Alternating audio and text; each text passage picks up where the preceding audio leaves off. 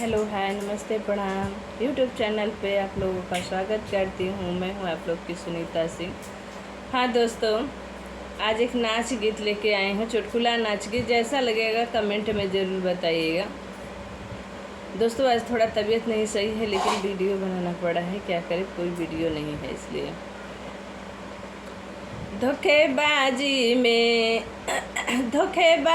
में गौना करवले बा हो। धोखेबाजी में गौनवा करवले बा। धोखेबाजी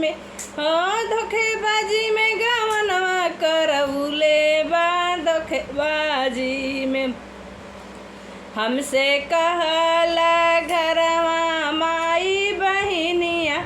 हमसे कहला घरवा माई बहिनिया। घरवा में रंडी बसवले बा। धोखेबाज में गवनवा करौले। धोखेबाजी में गवनवा करौले बा। धोखेबाजी में गवनवा करौले बा। हमसे कहला दुआरा पर गैया भैंसिया। हमसे कहला दुआरा पर गैया भैंसिया। दुआरवा पे पिलाई बसौले बा।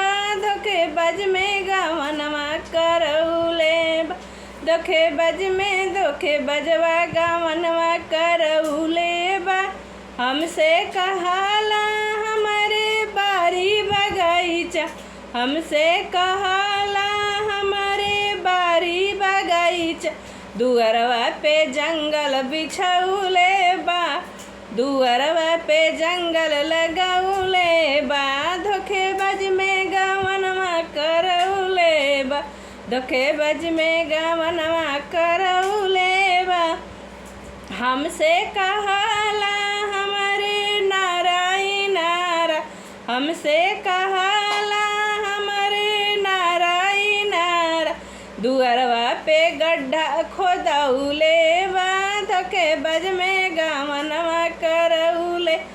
अरे दुआरवा पे गड्ढा खोदौले बा। धोखेबाज में गवनवा करौले। बेईमनवा धोखेबाज में गवनवा करौले बा। धोखेबाज में। हाँ दोस्तों, कमेंट में ज़रूर बताइएगा कि कैसा लगा।